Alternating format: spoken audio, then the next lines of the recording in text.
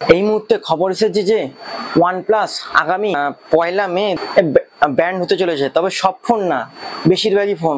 কেন? এই দুটি কারণ মূলত, চলো জেনে নিই। তো 4500টি অফলাইন অ্যান্ড অনলাইন স্টোরে সেলিং কমে গেছে, মানে এত পরিমাণে কমে গেছে 50 নিচে চলে এসছে। কি কারণে?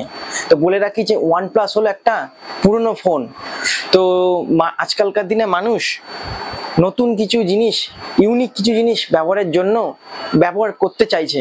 তো সেখানে নাথিং, পোকো নিউ ব্র্যান্ডের ফোন, তো মানুষ সেখানে OnePlus কেন ইউজ করবে? তো অনেকদিন তো সেটা ইউজ করেছে, এবার চাইছে নতুন কিছু একটা জিনিস ইউজ করতে।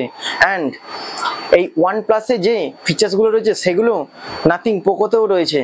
তো যেখানে OnePlus একটি পুরনো ফোন হওয়ায় মানুষ সেই ফোনগুলো কিন্তু আর ইউজ করতে চাইছে না, সেখানে মানুষ ইউনিক কিছু একটা জিনিস ইউজ করতে চাইছে। তো সেখানে যেখানে যখন কোম্পানি নতুন কিছু লঞ্চ করে, তো সেখানে দামগুলি একটু কম রাখে, এটা তোমরা একটু ঠিক করে দেখবে।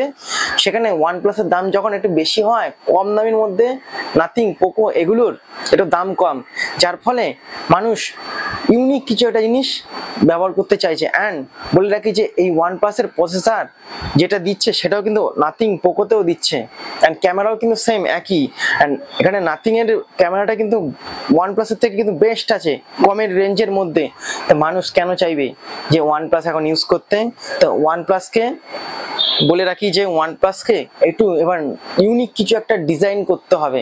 OnePlus তো সবই ঠিক আছে, ইউনিক একটা জিনিস করতে হবে, যার ফলে যে বাজার ধরতে পারবে।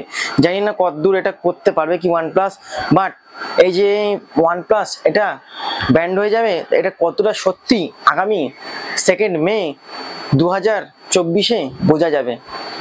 তো ভালো লাগলে আমাকে সাবস্ক্রাইব করে রাখো আর রেডি থাকো নেক্সট ভিডিওর জন্য।